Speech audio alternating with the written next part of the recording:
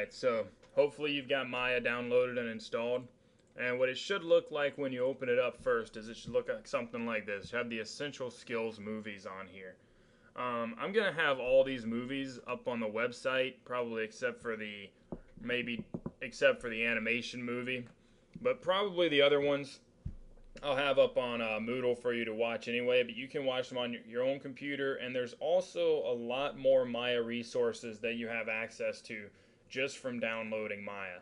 And if you click on this link, it'll take you to basically the Autodesk page, but it just has a bunch of different options and tutorials that'll be beneficial to you in the class, and it'll just be supplemental information as to what I give you.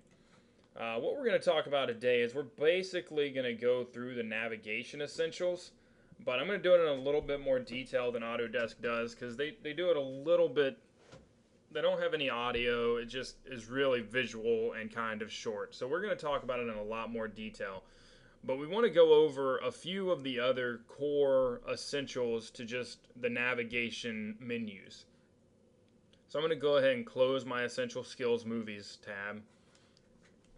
And what I've got is you'll notice when you open up Maya, your screen should look something like this.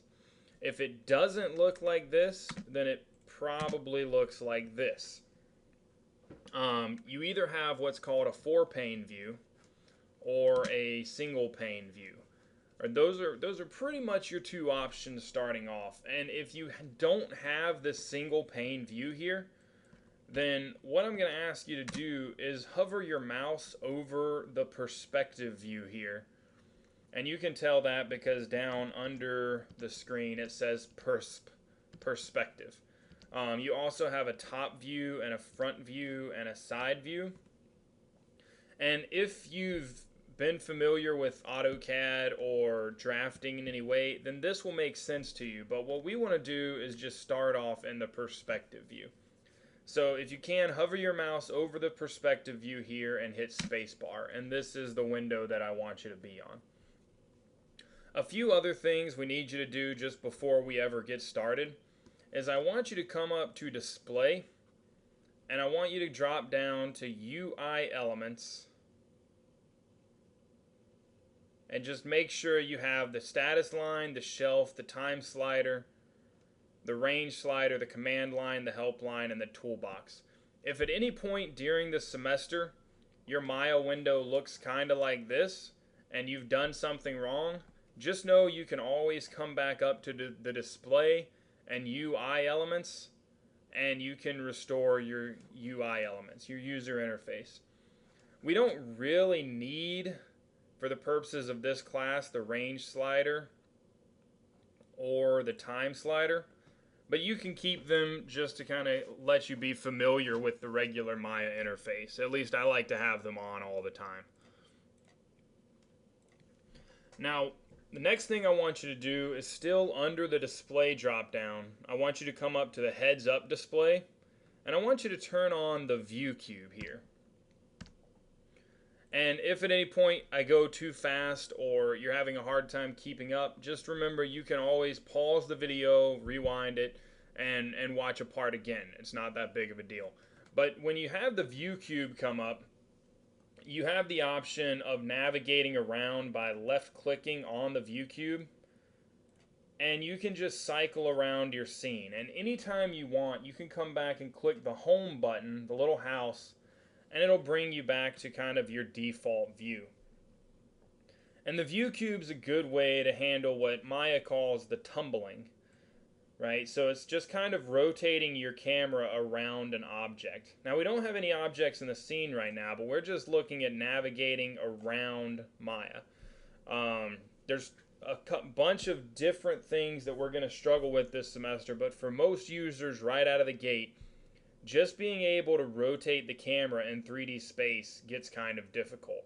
If you're familiar with WoW or any other kind of RPG where you can control the camera, this will be a lot more familiar to you because you can just basically move the camera around. But there's a couple of hotkeys that we need to look at for moving the camera. And this is basically the same as clicking on the view cube and rotating the camera around, but it gives you a little bit more flexibility. And the way to activate this is to hold down the Alt key on your keyboard and the left mouse button. So the Alt key and the left mouse button. And then you can just drag it around and it will rotate around your scene. The next one I want to look at is the zoom feature. And there's a couple of ways to do this. You can just scroll with the mouse wheel. If you roll it back, you'll zoom out. If you roll it in, you'll zoom in. But it also, you can hold down the Alt key and the right mouse button. And that will allow you to zoom in or out also based on how you're dragging. And again, the mouse wheel works really well for quick zooms, but there's sometimes where you need a little bit more finesse. And that's when holding down the Alt key and the right mouse button will be the way to do it. The third thing I want to show you is the pan tool or the tracking tool. So we've looked at zooming and we've looked at rotating around, what Maya calls the tumble tool. But there's also the pan tool. And that basically just moves your screen from left to right or from up to down. And the way to activate this is to hold down Alt on your keyboard and press the middle mouse button, which is really just the mouse wheel, but you're just pushing it down and using it as a button, and that allows you to pan, pretty much just to pan around the scene. So if we had a whole bunch of objects in here, and next class or next video we're going to start looking at creating objects. But say we had a bunch of objects in here and we wanted to focus on any one of them. What we could do is use our Alt and our pan tool to kind of center the object in the screen, and then we can rotate around and we can zoom to focus on the object. Alternatively, Maya has a really cool feature. It's called the fit tool or the focus, and if you just select an object on the screen and hit the F key, Maya will automatically focus on that object. Even if you have it selected and you are, way over here and you have that selected, if you hit the F key, Maya's going to zoom all the way into it. You can do that with multiple objects also, and Maya will try to fit all of the objects on the screen. And that's just hitting the F key. So a quick review.